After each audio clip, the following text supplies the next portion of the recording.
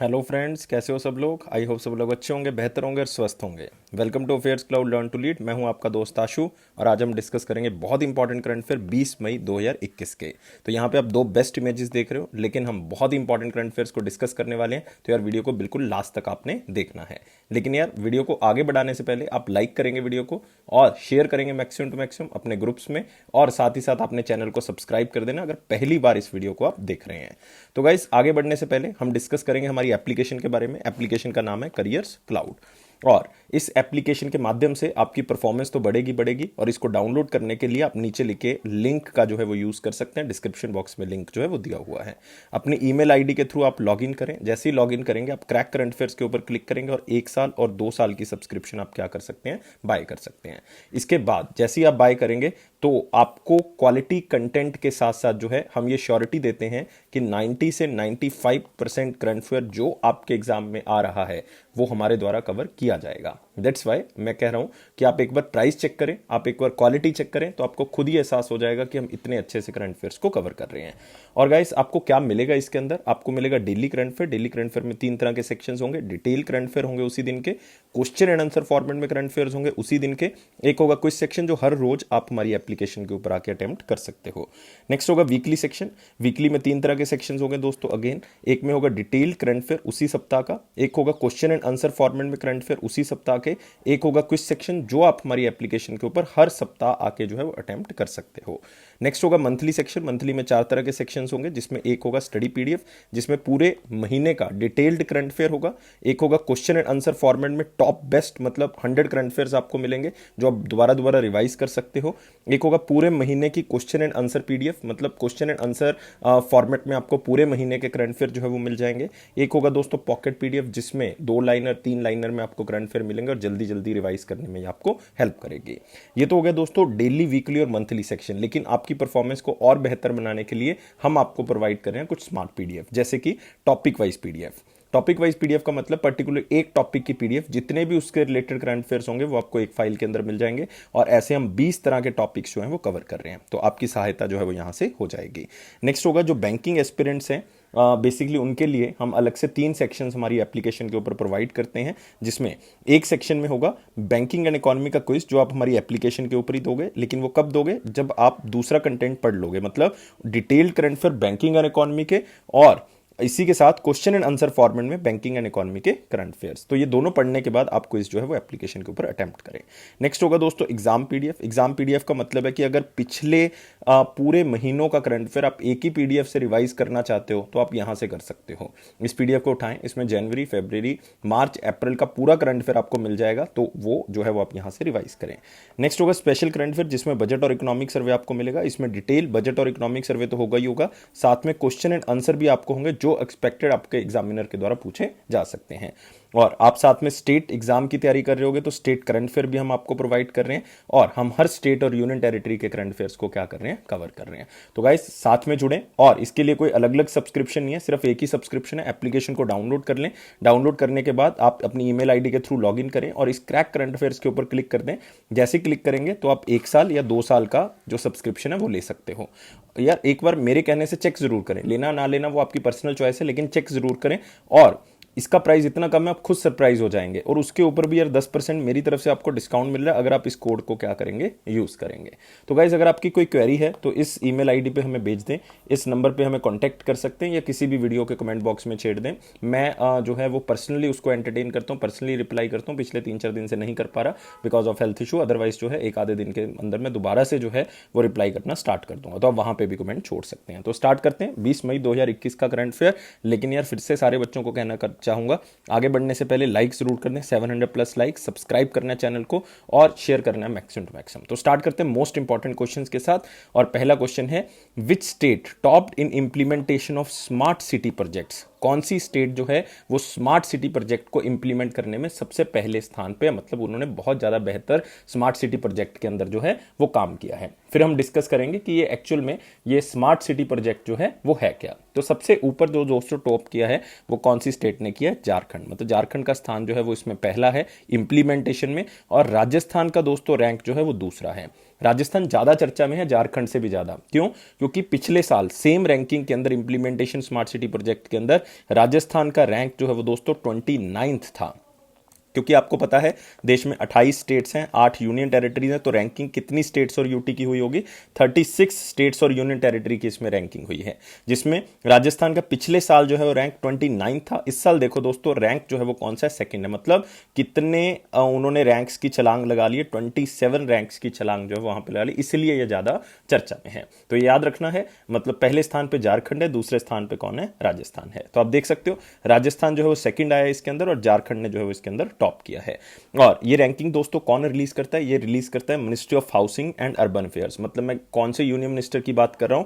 मैं यहां पे बात कर रहा हूं हरदीप सिंह पुरी जी की, और वो राज्यसभा के मेंबर हैं। उनकी कॉन्स्टिट्यूएंसी कौन सी है राज्यसभा में? उत्तर प्रदेश है। और राजस्थान का 27वां रैंक था पिछले साल, मतलब आप कह सकते हो 27 रैंक जो है वो ऊपर चढ़ गया है, क्योंकि सेकंड था और मैंने आपको बता दिया पिछले साल जो है वो 29th रैंक था।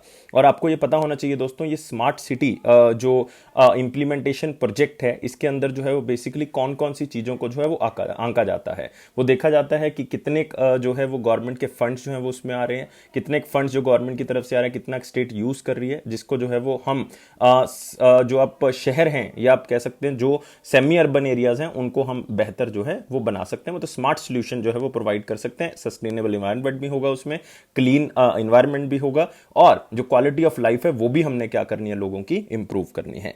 ये प्रोजेक्ट दोस्तों सेंट्रल गवर्नमेंट की तरफ से 2015 में चलाया गया था और इसका टोटल जो कॉस्ट रखा गया था वो 48,000 मतलब 48,000 करोड़ रुपीस रखा गया था।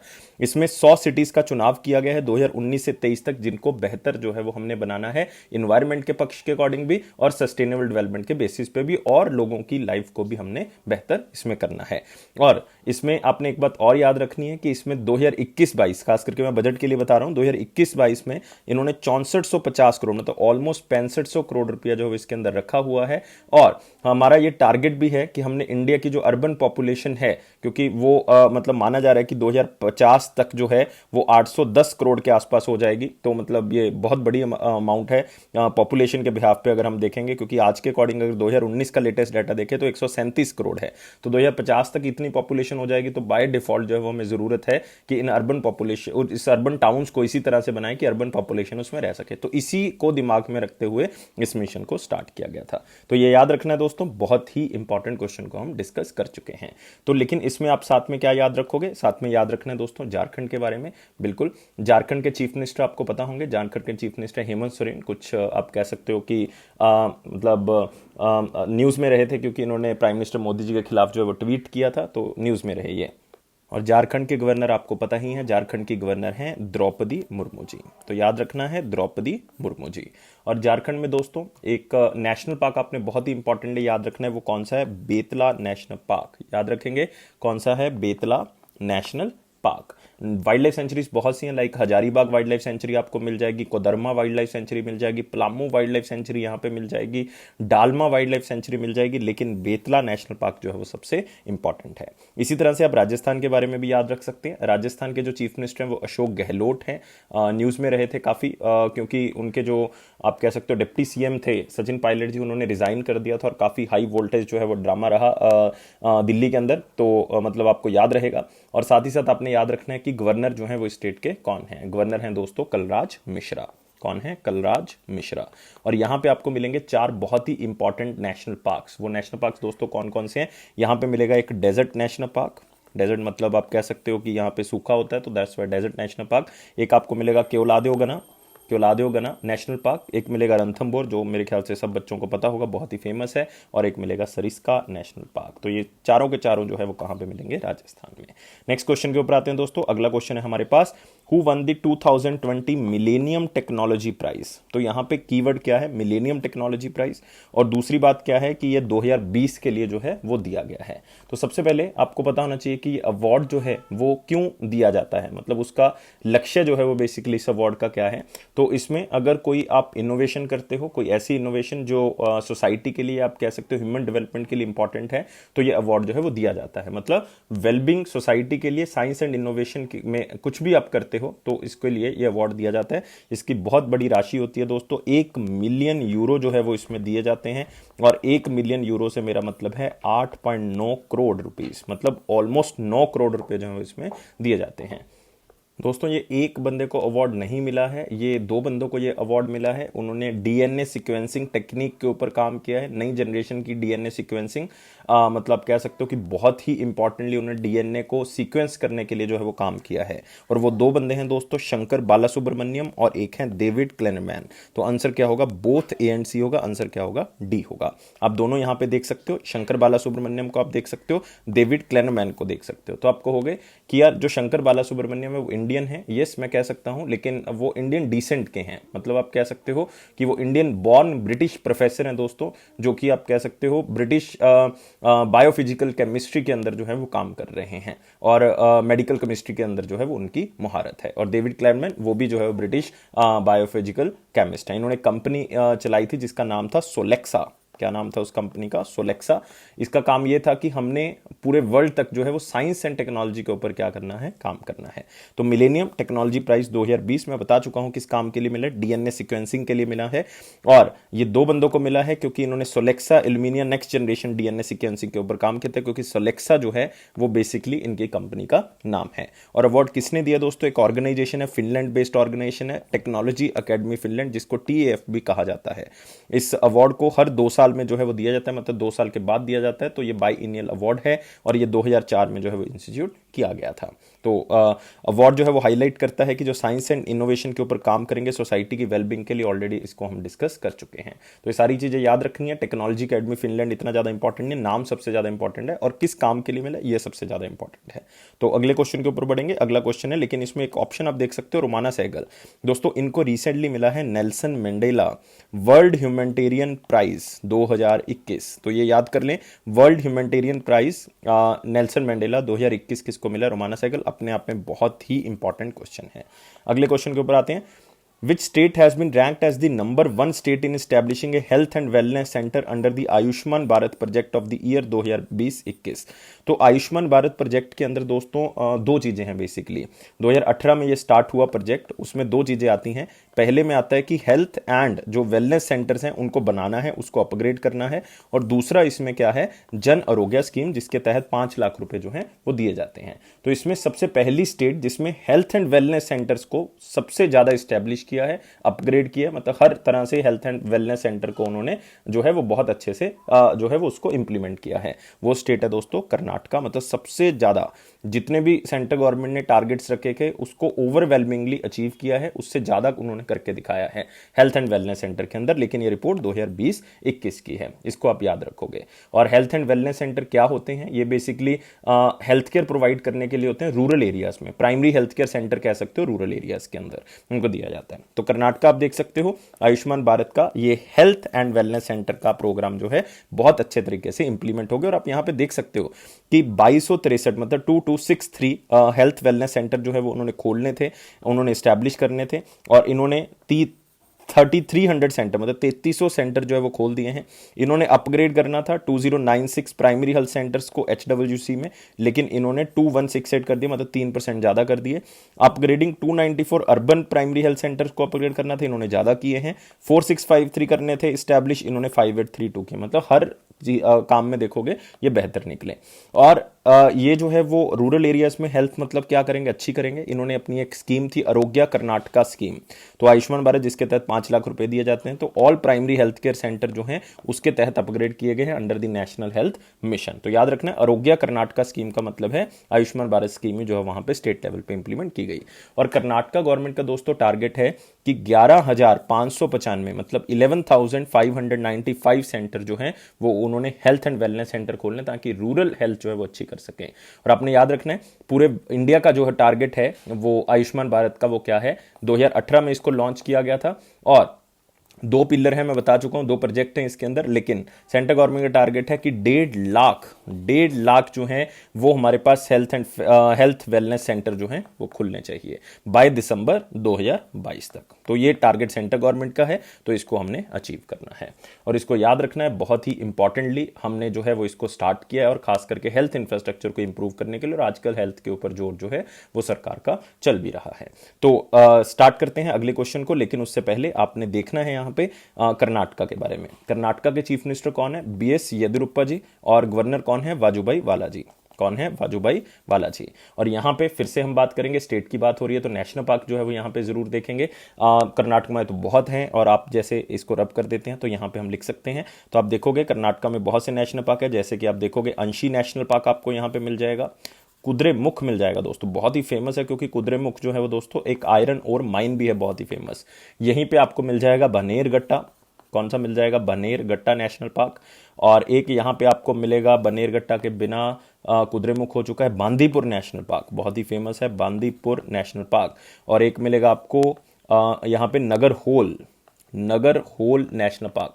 नगर होल नेशनल पार्क को दोस्तों राजीव गांधी नेशनल पार्क भी कह देते हैं, लेकिन मैं कंफ्यूज नहीं करूंगा क्योंकि आंध्र प्रदेश वाले के साथ कंफ्यूज हो जाओगे। तो नगर होल नेशनल पार्क आपने याद रखना है। एक मिलेगा यहाँ पे धांधेली टाइगर रिजर्व, बहुत ही फेमस है दोस्तों धांधेली टाइगर रिजर्व। तो देखो 6 बता दिए मैंने आपको, और 2-3 बार करोगे कर्नाटका के बारे में तो आप सीख जाओगे, तो आपको याद भी हो जाएंगे। अगले क्वेश्चन के ऊपर आते हैं। अगला क्वेश्चन है हमारे पास, मोस्ट इंपॉर्टेंट क्वेश्चन हम कवर कर चुके हैं, 3 क्वेश्चन हमने डिस्कस किए हैं, लेकिन यार वीडियो को लाइक कर देना है, 700+ लाइक्स ये टारगेट है, सब्सक्राइब करना है और शेयर कर देना वीडियो को मैक्सिमम टू मैक्सिमम। और वेरी इंपॉर्टेंट क्वेश्चंस को डिस्कस करने से पहले एक गुड न्यूज, जो कि काफी बच्चे काफी टाइम से डिमांड कर रहे थे कि सर एक टेलीग्राम का चैनल होना चाहिए, हमें इंफॉर्मेशन वहां से मिल जाए। तो यार टेलीग्राम का चैनल बन चुका है, डिस्क्रिप्शन बॉक्स में भी लिंक है, कमेंट बॉक्स में भी पिन किया हुआ मैसेज, वहां से आप इसको देख सकते हो। तो यार स्टार्ट करते हैं। Very important section, which state launch the Amrit Vahini application and website which enables people to book a hospital bed online. तो बेड की यार मारामारी चल रही है, आपको पता है देश के अंदर किस तरह से लोगों को बेड नहीं मिल रहा है, कोविड पेशेंट ज़्यादा हैं, और हमारा हेल्थ सिस्टम या इंफ्रास्ट्रक्चर इतना ज़्यादा अच्छा नहीं है कि हम सारे लोगों को बेड मुहैया करवा सकें। तो एक स्टेट स्कीम लेके आई है जिसका नाम है अमृत वाहिनी। तो इसके तहत क्या होगा कि आप अपनी मोबाइल एप्लीकेशन डाउनलोड करें अमृत वाहिनी नाम से, और इस एप्लीकेशन के ऊपर आपको बेड रिजर्व करने की ऑप्शन मिल जाएगी, और आपको पता लग जाएगा कौन कौन से हॉस्पिटल में या वेलनेस सेंटर में बेड अवेलेबल है। लेकिन ये बेड की अवेलेबिलिटी दोस्तों 2 घंटे तक रहेगी आपके बुक करवाने के बाद। अगर आप वहां पे नहीं पहुंचे 2 घंटे के अंदर, तो इसका मतलब ये बेड जो है वो आपकी रिजर्वेशन से बाहर चला जाएगा, मतलब ये किसी और को मिल सकता है। और ये स्टेट दोस्तों कौन सी है जो इस तरह का अच्छा इनिशिएटिव लेके आई है? ये है झारखंड। तो झारखंड को दूसरी बार डिस्कस कर रहे हैं।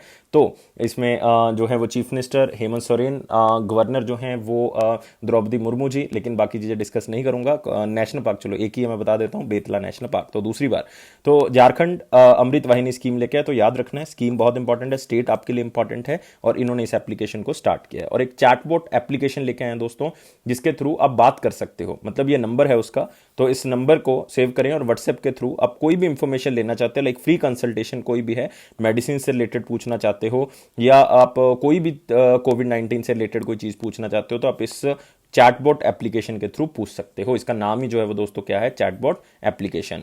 और अमृत वाहिनी एप्लीकेशन का मैं बता चुका हूं कि क्या फायदा जो है वो यहां पे मिलेगा, और इससे क्या होगा कि बेटर फैसिलिटीज मिलेगी लोगों को कोरोना वायरस इन्फेक्शन से जो पीड़ित हैं। तो ये सारी इंफॉर्मेशन आपने याद रखनी है। झारखंड के बारे में डिस्कस कर चुके हैं, अगले क्वेश्चन के ऊपर बढ़ते हैं। Which country launched Haiyang 2D ocean observation satellite into the orbit. तो मेरीन सिक्योरिटी आप कह सकते हो, उसको बढ़ाने के लिए कौन सी कंट्री ने ये सैटेलाइट जो है वो लॉन्च किया, जिसका नाम है हाईयांग 2D। तो इन्होंने पहले 2B लॉन्च किया था, हाईयांग 2B, और फिर इन्होंने 2C लॉन्च किया था, अब इन्होंने 2D लॉन्च कर दिया। मतलब अगर आप देखोगे B-C-D, तो इस तरह से ये चल रहा है, और सबका नाम जो है वो क्या होगा? हाईयांग होगा। तो मतलब आपने सिर्फ कीवर्ड याद रखना है। और ये कौन सी कंट्री का है दोस्तों? ये चाइना का है। रिसेंटली चाइना का हुरोंग रोवर जो है वो कहां पे उतरा था दोस्तों? ये हुरोंग रोवर जो है वो कहां पे उतरा था? ये उतरा था मार्स के अंदर। कहां पे? मार्स के अंदर। और ऐसा दूसरा कंट्री बन गया चाइना जो मार्स के ऊपर लैंड किया है, क्योंकि पहला कौन है? United states of America.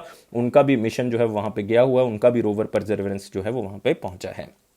तो आप देख सकते हो China successfully launch new ocean observation satellite Haiyang 2D। तो मतलब यही आपके लिए इंपॉर्टेंट है, ये सिर्फ मेरीन डिजास्टर्स, मेरीन सिक्योरिटीज को इंप्रूव करेगा, अर्ली वार्निंग देगा, प्रेडिक्शन देगा मेरीन डिजास्टर्स के बारे में, और इसका नाम HY2D भी कह सकते हो। तो HY2B, HY2C, HY2D, ये मतलब तीनों चाइना के हैं, और ये 370th लॉन्च था चाइना का लॉन्ग मार्च रॉकेट सीरीज का। तो मतलब इसमें कुछ खास इंफॉर्मेशन है, बाकी चीजें मैं आपको बता चुका हूं।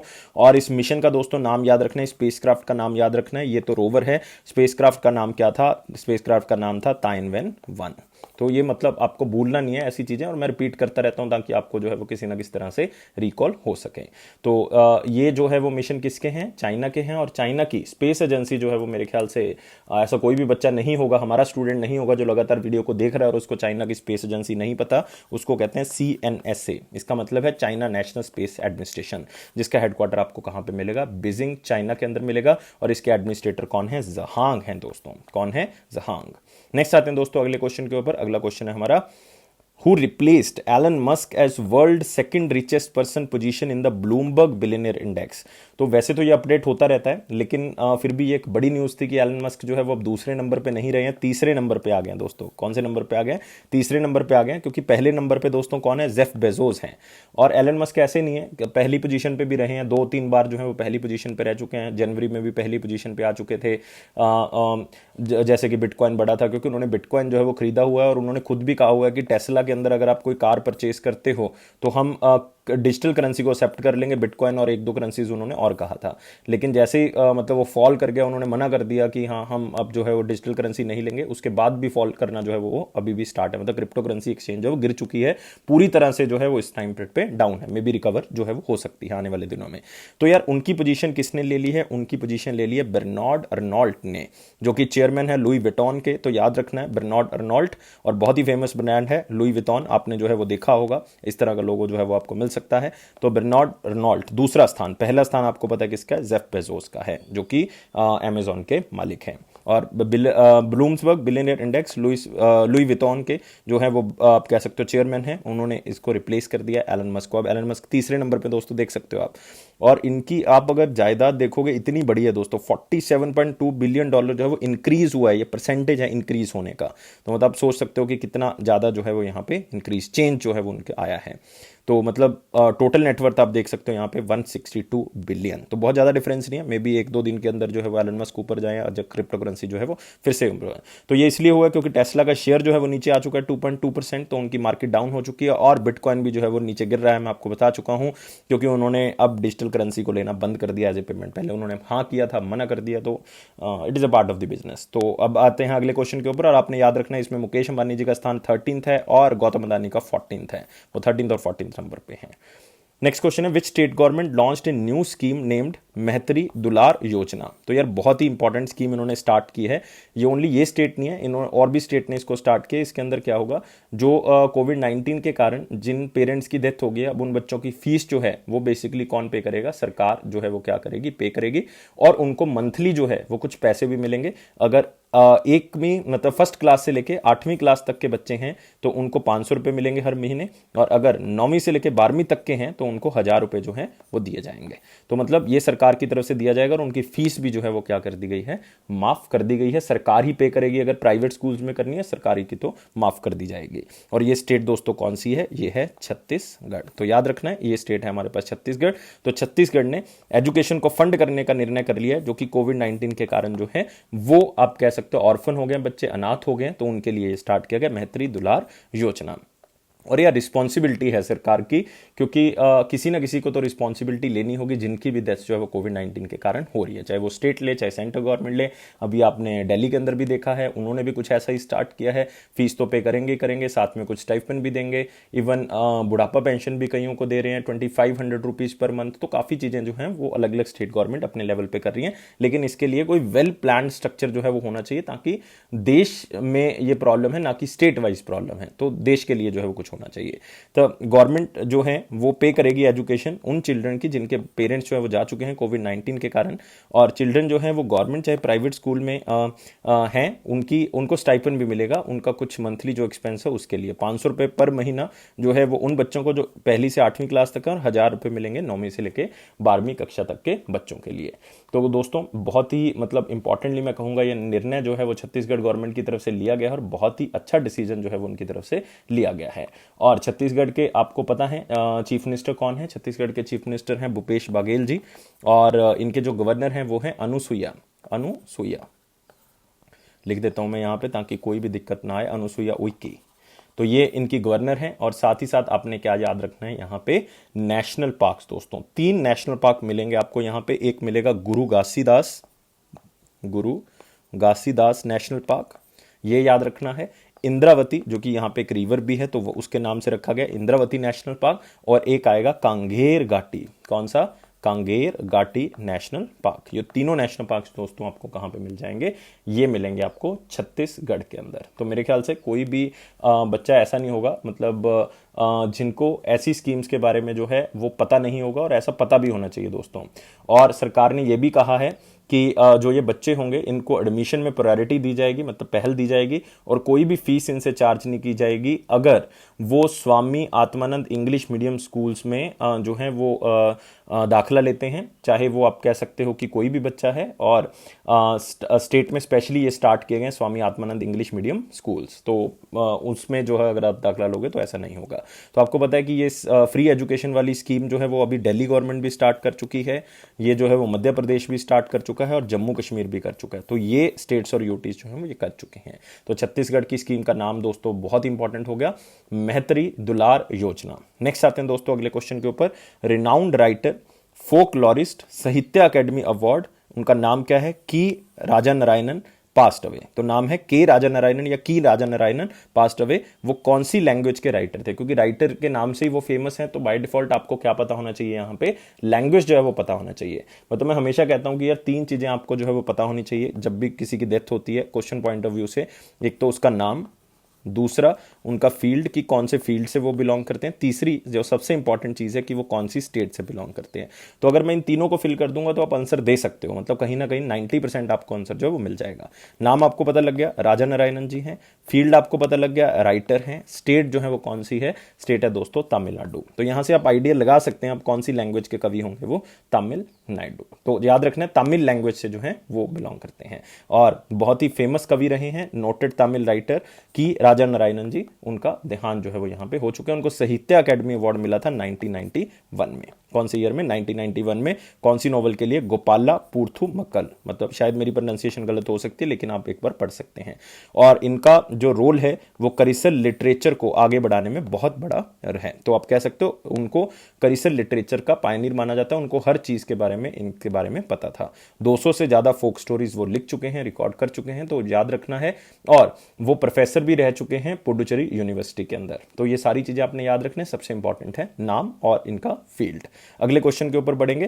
अगला क्वेश्चन है हमारे पास, veteran BJP leader and former union minister Chaman Lal Gupta ji का देहांत हो गया।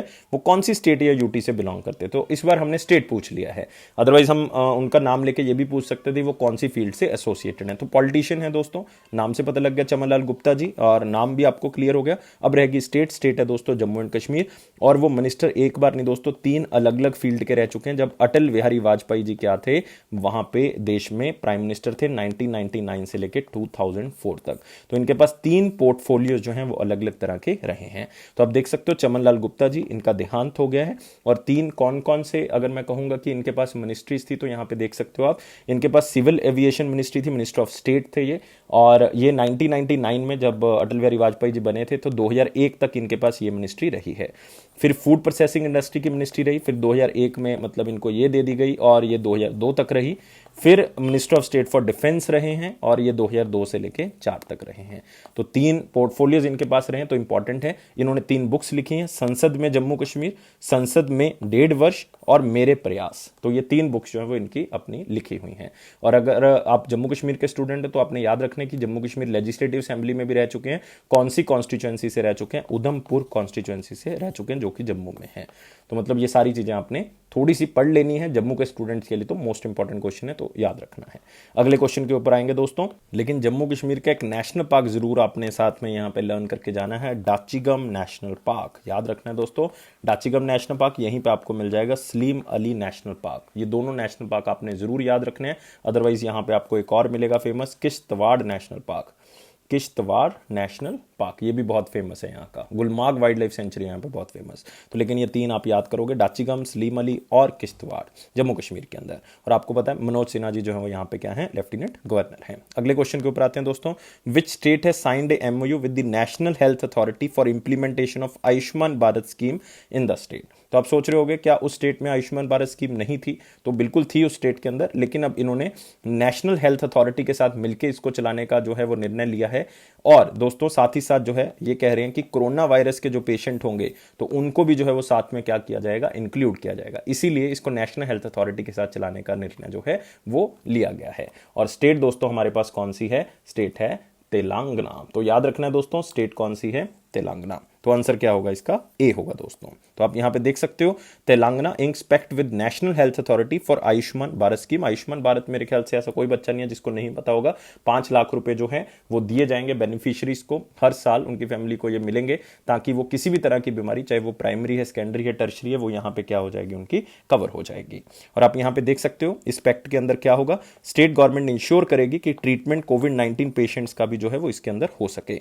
और हेल्थ इंश्योरेंस कवरेज 5 लाख रुपए मिलेगा। और इसमें अलग से प्रधानमंत्री जन आरोग्य योजना, जिसके ई कार्ड जो है वो ऑलरेडी इशू हो रहे हैं, तो वो भी जो है वो साथ में मिलेंगे। तो इसमें मेन जो है वो यही है कि कोरोना पेशेंट्स को भी इसके अंदर कवर किया जाएगा, चाहे वो प्राइवेट हॉस्पिटल है, चाहे वो गवर्नमेंट है। जो भी इस स्कीम के तहत जो है वो आते हैं, वो इस स्कीम्स के तहत उनको कोविड का इलाज भी जो है वो करने में फ्री ऑफ कॉस्ट जो है वो क्या करेंगे, हेल्प करेंगे। तो यही इसका जो है वो स्कीम का उद्देश्य है। और आपने दोस्तों याद रखना है, यहां पे हम किसकी बात करें? तेलंगाना की बात करें। तो आज काफी स्टेट्स की बात हो चुकी है, तेलंगाना की बात जो है वो कर रहे हैं अभी। और तेलंगाना के आपको चीफ मिनिस्टर जो है वो पता होना चाहिए दोस्तों। तेलंगाना के जो चीफ मिनिस्टर हैं वो हैं के चंद्रशेखर राव। कौन है? चंद्रशेखर राव।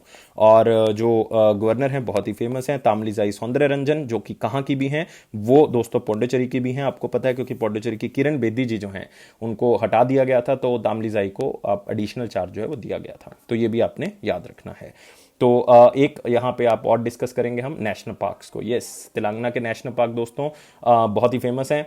3 नेशनल पार्क आप तेलंगाना में याद रखोगे, Mahavir Harina national park, Mahavir Harina national park, Mrugavani national park, बहुत ही फेमस है मुरुगावनी नेशनल पार्क, और एक आप करोगे Kasu Brahmananda Reddy, Kasu Brahmananda Reddy national park, Brahmananda national park. तो ये सारे के सारे आपने याद रखने, 3 ही है, महावीर हरीना और मुरुगावनी बहुत फेमस है।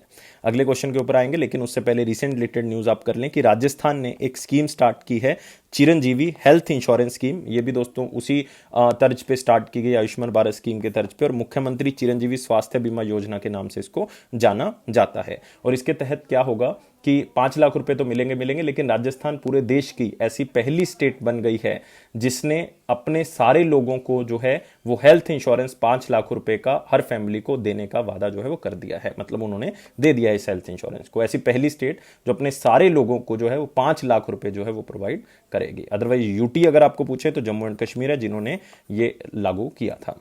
और तेलंगाना के बारे में हम बात कर चुके हैं। अगले क्वेश्चन के ऊपर आएंगे। अगला हमारे पास वेरी इंपॉर्टेंट क्वेश्चन सेक्शन है दोस्तों, लेकिन लाइक करना अपने वीडियो को, 700+ लाइक चाहिए, सब्सक्राइब करना और शेयर करना है वीडियो को मैक्सिमम टू मैक्सिमम, और टेलीग्राम चैनल को दोस्तों ज्वाइन कर लें। टेलीग्राम चैनल का लिंक जो है वो डिस्क्रिप्शन बॉक्स में दिया हुआ है, वहां से आप इसको ज्वाइन कर लें। Which organization released a report named net zero by 2050, जो टारगेट है पूरे देश के जितनी भी कंट्रीज हैं, तो उसमें कहा है कि हम 2050 तक जो है वो कार्बन एमिशन को बिल्कुल जीरो कर देंगे। तो उसके ऊपर एक रिपोर्ट दी है, कौन सी एजेंसी ने?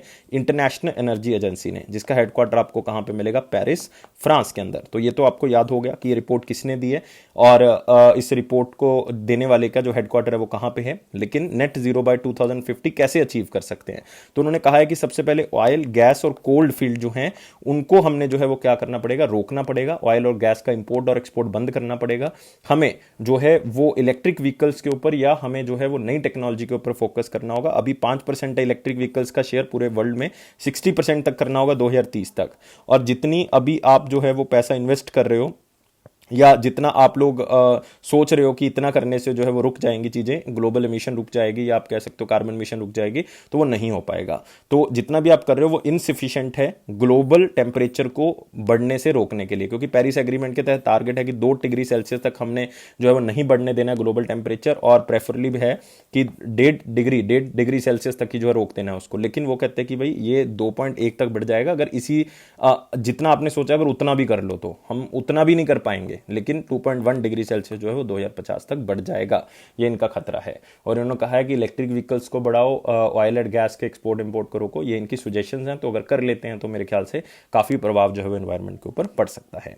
अगले क्वेश्चन के ऊपर बढ़ेंगे। Which Indian origin immunologist has been elected in the prestigious national academy of science. तो नेशनल अकेडमी ऑफ साइंस में इनको चुना गया है। तो सबसे पहले नेशनल अकेडमी ऑफ साइंस के बारे में ही जो है वो आपको पता होना चाहिए कि एक्चुअल में नेशनल अकेडमी ऑफ साइंस जो है वो बेसिकली क्या है। ये दोस्तों एक प्राइवेट ऑर्गेनाइजेशन है जो कि 1863 में बनाई गई थी।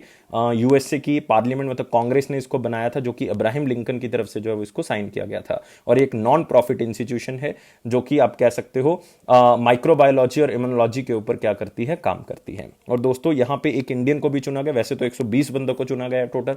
तो मेरे ख्याल से इसलिए इस क्वेश्चन को हम इंपॉर्टेंट क्वेश्चन में कवर कर रहे हैं, वेरी इंपॉर्टेंट है, मोस्ट इंपॉर्टेंट में नहीं कवर कर रहे। और इनका बहुत बड़ा रोल है रिसर्च के अंदर, तो इसलिए इनको चुना गया है और नाम है इनका शंकर घोष। तो आंसर क्या होगा दोस्तों, इनका सी होगा। तो आप यहाँ पे देख सकते हो शंकर घोष जो कि रिसर्च में एक बहुत बड़ा नाम है, तो उनको चुना गया। 120 नए बंदे इलेक्ट हुए हैं इसमें नेशनल अकेडमी ऑफ साइंस में। तो इब्राहिम लिंकन ने इसको जो है वो आप कह सकते हो कि प्रेसिडेंट उस टाइम पे यूएसए के उन्होंने साइन किया था 1863 में। इसको एक्ट ऑफ कांग्रेस मतलब पार्लियामेंट में यूएसए की पास किया गया था, लेकिन एक प्राइवेट नॉन प्रॉफिट ऑर्गेनाइजेशन है। नेक्स्ट आते हैं दोस्तों, ये सिंपल क्वेश्चन है, इसको बस इतना ही याद रखना है, इसका हेडक्वार्टर आपको यूनाइटेड स्टेट्स ऑफ अमेरिका में ही मिल जाएगा। अब आते हैं वन लाइनर इंपॉर्टेंट पॉइंट्स के ऊपर। वन लाइनर में पहला पॉइंट है CBIC notifies custom amendment rule 2021 to boost trade facilitation. तो ट्रेड को बढ़ाने के लिए जो हमारा कह सकते हो कि सीबीआईसी डिपार्टमेंट है, जिसको हम कह सकते हैं कि सेंट्रल या आप कह सकते हो कस्टम्स का जो डिपार्टमेंट है, central board of indirect taxes and customs, उन्होंने जारी किया है एक नोटिफिकेशन जिसमें कुछ अमेंडमेंट्स की गई हैं कि यार आप एक्सपोर्ट या इंपोर्ट कैसे कर सकते हो, आपके पास अगर मैन्युफैक्चरिंग फैसिलिटी नहीं है फिर भी आप इंपोर्ट या एक्सपोर्ट कैसे कर सकते हो। ये सारी चीजें उन्होंने यहां पे बताई हैं। हमारे लिए इंपॉर्टेंट नहीं है, लेकिन यहां पे सीबीआईसी जो है वो आपके लिए इंपॉर्टेंट है। सीबीआईसी के जो चेयरमैन है वो है एम अजीत कुमार। दोस्तों याद रखना है, M Ajit Kumar. Next, fourth India Swiss financial dialogue जो है वो दो कंट्रीज के बीच में हुआ है, इंडिया और स्विट्जरलैंड के बीच में, और ये फोर्थ है। और ये कहां पे हुआ है दोस्तों, ये हुआ है न्यू दिल्ली के अंदर। और इंडिया की तरफ से इकोनॉमिक अफेयर सेक्रेटरी कौन है, अजय सेठ, उन्होंने जो है वो इसको अटेंड किया। और इसमें बात की गई है कि किस तरह से हम इन्वेस्टमेंट बढ़ा सकते हैं, फाइनेंशियल सर्विस सेंटर को और आगे लेके जा सकते हैं, इन्वेस्टमेंट और इंफ्रास्ट्रक्चर को इंप्रूव कर सकते हैं। तो मतलब आपने सिर्फ इतना याद रखना, इंडिया और स्विट्जरलैंड के बीच में फाइनेंशियल डायलॉग हुआ है। Next, India China south Africa जो है उसने एक्सपोर्ट में भी बढ़ोतरी दिखाई है, इंपोर्ट के अंदर भी जो है वो बढ़ोतरी दिखाई है। किसकी रिपोर्ट है दोस्तों, यूएनसीटीएडी की ये रिपोर्ट है। इसका मतलब है United nation conference on trade and development, trade and development, जिसका हेडक्वार्टर आपको मिलेगा जिनेवा स्विट्जरलैंड के अंदर। और दोस्तों इंडिया, चाइना और साउथ अफ्रीका का एक्सपोर्ट और इंपोर्ट बढ़ा है Q1 में, मतलब पहले 3 महीनों के अंदर जो है वो एक्सपोर्ट इंपोर्ट बढ़ा है। और आपने याद रखना है कि मतलब इंडिया का इंपोर्ट जो है वो 45% तक जो है वो बढ़ गया और एक्सपोर्ट जो है वो 26% तक बढ़ गया। तो एक्सपोर्ट और इंपोर्ट दोनों बढ़े, लेकिन अभी इंडिया का ट्रेड डेफिसिट जो है वो ज़्यादा है। तो चाइना का भी बड़ा है, साउथ अफ्रीका का बड़ा है, सारी कंट्रीज का जो बड़ा है, इन तीनों का ज़्यादा बड़ा है। नेक्स्ट आते हैं Tashi Yangjom, first Indian women जो कि माउंट एवरेस्ट को स्केल करके 2021 के अंदर, ना कि पहली है, ये याद रखना है। पहली इंडियन वुमेन दोस्तों आपको पता है, मुझे बताने की जरूरत नहीं है। और वो पहली इंडियन वुमेन कौन है, वो है हमारे पास बचेंद्री पाल। तो मेरे ख्याल से कोई भी यहाँ पे बताने की जरूरत नहीं थी। बचेंद्री पाल इंडियन माउंटेनियर हैं, उत्तराखंड से बिलोंग करती हैं। और याद रखना है 1984 में वो पहली महिला इंडियन बन चुकी थी जो माउंट एवरेस्ट के ऊपर चढ़ाई करके आई थी। वह सरकार ने पद्म भूषण से सम्मानित भी किया 2019 में। तो ताशी यांगजोम जो है वो 2021 की पहली ऐसी महिला है इंडियन जिन्होंने माउंट एवरेस्ट को स्केल किया, और ये अरुणाचल प्रदेश से बिलोंग करती हैं। Next, government to raise ₹4,000 crore via sale of 58 million shares in the Axis bank. अब सरकार ने क्या किया कि एक्सिस बैंक के अंदर कुछ अपने शेयर बेच दिए हैं, और उसको बेच के जो है वो क्या कर लिया इन्होंने, कुछ पैसा इकट्ठा कर लिया, जो कि ऑलमोस्ट 4,000 करोड़ रुपए का है। तो मतलब अगर मैं परसेंटेज में बात करूं तो 1.95% का शेयर जो है वो एक्सिस बैंक में सरकार ने बेच दिया है। तो सरकार का शेयर जो है बाय डिफॉल्ट क्या हो जाएगा, कम हो जाएगा यहाँ पे। तो बिल्कुल याद रखना है इसको। और सरकार की एक ऑर्गेनाइजेशन है जिसको हम कहते हैं specified undertaking of the unit trust of India. तो ये सरकार के उसका शेयर है बेसिकली 9.56% था। मैं आपको बता देता हूं 9.56% था ये 2018 में, रिड्यूस होकर 3.45 रह गया दोस्तों। मतलब इतना पैसा जो है सरकार ने निकाल लिया और बेचना स्टार्ट कर दिया। नेक्स्ट, इंडियन रोड्स, अर्जुन पाल और अरविंद सिंह जो है वो टोक्यो ओलंपिक्स के लिए क्वालिफाई हो गए। अभी टोक्यो के ऊपर भी जो है बादल छाए हुए हैं, होगा नहीं होगा, लेकिन फिर भी जो है वो आपने इसको थोड़ा सा पढ़ लेना है कि कौन कौन से रोवर्स हैं जो ओलंपिक क्वालिफाई किए हैं। बहुत से लोग हैं, मतलब आपको एग्जामिनर नहीं पूछेगा यहाँ से क्वेश्चन। तो अब आते हैं क्वेश्चन ऑफ द डे। 19 मई 2021 का क्वेश्चन क्या था? क्वेश्चन था कि एनपीए जो है वो मतलब कब डिक्लेयर करता है बैंक। तो आपने याद रखना है कि जब आप 90 दिन तक कोई भी इंस्टॉलमेंट नहीं दे पा रहे या कोई भी गड़बड़ हो रही है उसमें, तो 90 दिन के बाद बैंक डिक्लेयर कर सकता है कि ये हमारे पास क्या है, एक एनपीए है। 90 दिन के बाद बैंक डिक्लेयर कर सकता है कि ये क्या है, हमारे पास एनपीए है।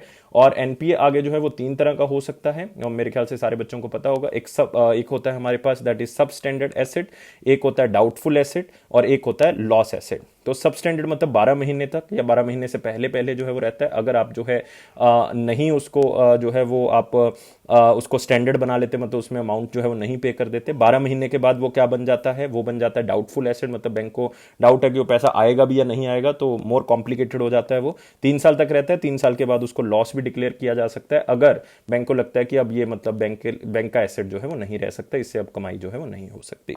तो इसके लिए फिर हमारे पास डेट रिकवरी ट्रिब्यूनल्स हैं, हमारे पास सरफेसी एक्ट है, बहुत सी चीजें हैं रिकवर करने के लिए। लेकिन 90 डेज के बाद बैंक कैन डिक्लेयर कि यार ये एसेट हमारा क्या हो चुका है, एनपीए हो चुका है। अब आते हैं question of the day. Question of the day हमारे पास क्या है? When was self help group introduce in India. बहुत ही अच्छा कंसेप्ट। और माइक्रो फाइनेंस जिसको हम कहते हैं उसको इंट्रोड्यूस किया गया था। वैसे तो ये बांग्लादेश के पायनीर हैं जिनका नाम है मोहम्मद यूनस, उन्होंने इसको इंट्रोड्यूस किया था। लेकिन इंडिया में इसको कौन से ईयर में इंट्रोड्यूस हुआ, मुझे कमेंट बॉक्स में आपने बताना है।